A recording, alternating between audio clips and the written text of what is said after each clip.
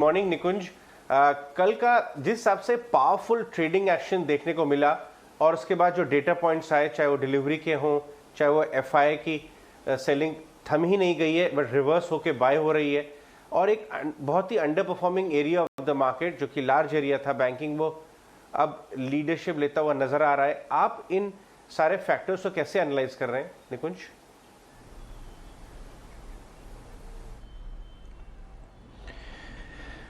अच्छा देखिए, mood point bank Nifty है। बैंक निफ्टी ने डिसअपॉइंट करा था, मगर क्या बैंक निफ्टी डिसअपॉइंट करता रहेगा?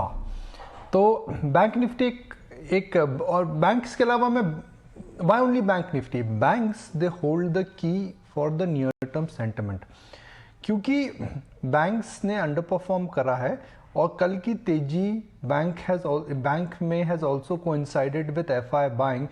तो क्या 2022 के अंदर जो एफआई सेलिंग हमने देखी थी अक्टूबर, नवंबर, दिसंबर के अंदर, क्या वो रिवर्स हो सकती है? क्या इंडिया के एलोकेशंस दोबारा आएंगे? और अगर initial part of the year में हमने हिस्टोरिकली देखा एलोकेशंस आते हैं, तो एलोकेशंस कहाँ आएंगे? भाई बैंक्स क्यों गिर रहे थे? क्या बैंक्स के अंदर की बहुत कुछ गड़बड़ थी, कोई प्रॉब्लम थी, ग्रोथ के इश्यूज थे? जी नहीं, बैंक्स एक टेक्निकल फैक्टर से गिर रहे थे और टेक्निकल फैक्टर था एफआई की सेलिंग। अगर वो टेक्निकल फैक्टर खत्म हो जाएगा तो क्या बैंक्स वापस आ सकते हैं? अगर so I would make a case for that. अब हम बात करते हैं एक ट्रेंड की। हम बैंक्स में तेजी की बात कर रहे हैं, मगर मेरा यह मानना है कि इस समय बैंक्स के अंदर जो तेजी का जो स्कोप है, जो चांसेस हैं, वह शायद एचडीएफसी बैंक और कोटक और एक्सिस या इंडसइंड में ज़्यादा है। और मैं बताता हूँ क्यों। डेटा देखिए, आपकी स्क्रीन पर आएगा। आप पिछले एक साल का एचडीएफसी बैंक का चेंज देखिए, पिछले एक साल का एसबीआई का चेंज आप देखिए, दोनों के अंदर बहुत बड़ा डाइवर्जेंस है। तो साहब, आपने अगर एसबीआई एक साल पहले लिया तो आपने ज़बरदस्त पैसा बनाया है, मगर आपने एचडीएफसी बैंक एक साल पहले लिया तो आपने पैसा नहीं बनाया है।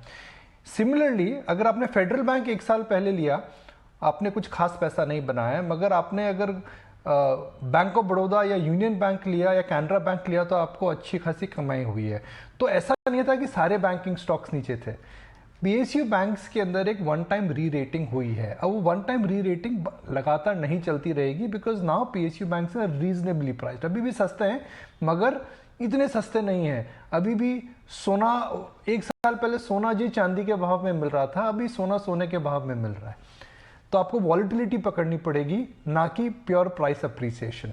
तो मुझे लगता है कि अगर एलोकेशंस वापस आते हैं, मुझे लगता है कि अगर फ्लोज ठीक हो जाते हैं, and the share under performance in private big banks is so much that they can catch up. तो एचडीएफसी बैंक, कुछ हद तक आईसीआईसीआई बैंक, कुछ हद तक एक्सिस बैंक, इंडसइंड बैंक जो गिरा हुआ है, उस पर नजर रखिए।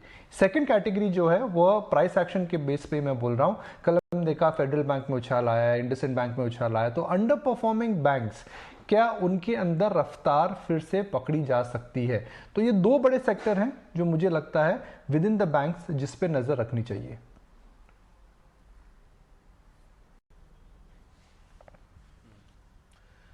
निकुंज सर, आपने बैंकिंग की बात बोली है। एक हिस्सा अभी अर्निंग्स के साथ और बजट भी है। टिपिकली इसी महीने के अंदर थोड़ा अर्निंग स्पेसिफिक बाइंग भी होती है और बजट स्पेसिफिक बाइंग भी शुरू हो जाती है। सर, इस पे आप कुछ बताना चाहेंगे कि अर्निंग स्पेसिफिक कहाँ पे ज़्यादा इंटरेस्ट रहेगा और कहाँ पे बजट स्पेसिफिक रहेगा? Maybe I think it's too early to talk about the pre-budget rally. अगर आप ओवर द ईयर्स देखें तो एक जो बजट का एक्साइटमेंट होता था ये कम होने लगा है। अगर आप देखिए pre budget and post budget market के अंदर जो स्विंग आता था वह भी कम होने लगा है। मार्केट काफ़ी मिच्योर होने लगा है। मार्केट मानने लगा है कि बजट एक इवेंट है जो मार्केट अर्निंग्स को कुछ हद तक नहीं चेंज कर सकता है। पिछले बजट के बाद एक प्रकार का एक खुलासा ज़रूर हो चुका था कि government is committed towards growth. Physical deficit में मुझे लगता नहीं कोई बड़ी चिंता आने वाली है। तो बजट को लेकर के इस बार कोई ऐसा बहुत बड़ा उत्साह नहीं है।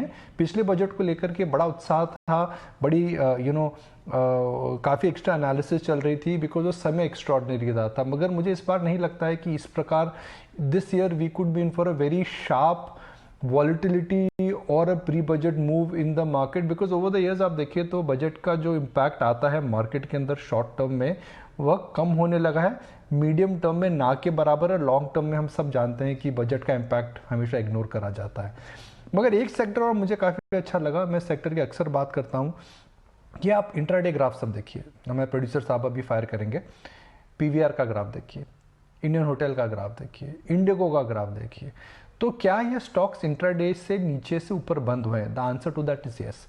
तो आपको मार्केट क्या कह रहा है? मार्केट आपको कह रहा है भाई इस समय आपको you have to look through the medical challenges which are happening. As long as business is intact, as long as the economy is not suffering, तो ये जो मेडिकल फ्रंट में हो रहा है, आप सचेत रहिए, आप केयरफुल रहिए, अपने आप को प्रोटेक्ट करिए, मगर उसकी वजह से मार्केट में मंदी नहीं करनी चाहिए। एंड आई थिंक कल की प्राइस एक्शन एटलीस्ट पीवीआर या फिर इंडियन होटल या उनमें देख करके मुझे यही अंदाज़ा लग रहा है।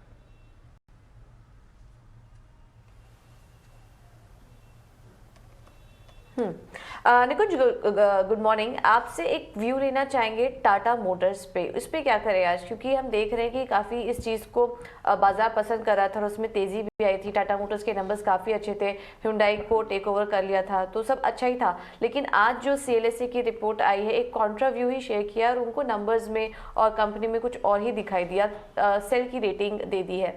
तो अब जो निवेशक हैं, ट्रेडर्स हैं, वो कैसे, किस तरह की स्ट्रैटेजी अपनाए टाटा मोटर्स में, अब क्या करना चाहिए स्टॉक में? Pooja, Tata motor has been like a darling of the market. एक साल का अगर आप चार्ट देखें और उसको अगर एक साल का आप लिस्ट देखें आउट परफॉर्मिंग स्टॉक्स में, टाटा मोटर ने ज़बरदस्त रिटर्न दिया है। और क्यों रिटर्न दिया है जी? टाटा मोटर ने इस बात का रिटर्न दिया है कि उसकी ईवी का जो बिजनेस है वह एक प्रकार से री रेट हो चुका है। और सीएलएसए की रिपोर्ट बड़ी इंटरेस्टिंग रिपोर्ट है, because CLSA has been a fair weather friend of Tata Motors. अर्थात अच्छे समय में, बुरे समय में उन्होंने हमेशा मैनेजमेंट और कंपनी की एबिलिटी को, उनकी काबिल तारीफ रखी है, और बुरे समय में भी उन्होंने एक बाय मेंटेन करा है। मगर अब सीएलएसए का ये मानना है कि भाई जो हो रहा है वो बहुत अच्छा हो रहा है, मगर जो ईवी के जो बेनिफिट्स आएंगे उसमें अभी समय है। ये FY24, FY25 तक हम देखेंगे कि ईवी के बेनिफिट्स मिलेंगे उसको। और क्योंकि यह जो टाइमलाइन है इसमें भी 2.5 से 3 साल की देरी है, स्टॉक पहले अप्रिशिएट हो चुका है। तो एक ये आर्ग्यूमेंट, एक काफ़ी वैलिड आर्ग्यूमेंट है कि जो टाटा मोटर में हो रहा है लॉन्ग टर्म में काफ़ी अच्छा हो रहा है, काफ़ी सही डायरेक्शन में कंपनी मूव कर रही है। मगर क्या शेयर बाजार के अंदर next 2-3 years of the EV business are priced in? एक ये आर्ग्यूमेंट है, काफ़ी वैलिड आर्ग्यूमेंट है। मगर एक बुलिश आर्ग्यूमेंट टाटा मोटर का इस समय है कि भाई उनकी ईवी बिजनेस जो है, उनका जो पैसेंजर बिजनेस है वह ठीक हो रहा है। ईवी के सीवी जो कि कमर्शियल व्हीकल है उसके अंदर भी हम तेज़ी देखने को मिल रही है। तो हो सकता है कि टाटा मोटर के अंदर जो हमने उछाल देखा था वो उछाल रुक जाए, मगर मुझे बहुत ज़्यादा गिरावट भी नहीं लगती है। तो मुझे लगता है कि 475, 450 से नीचे टाटा मोटर जाना मुश्किल है।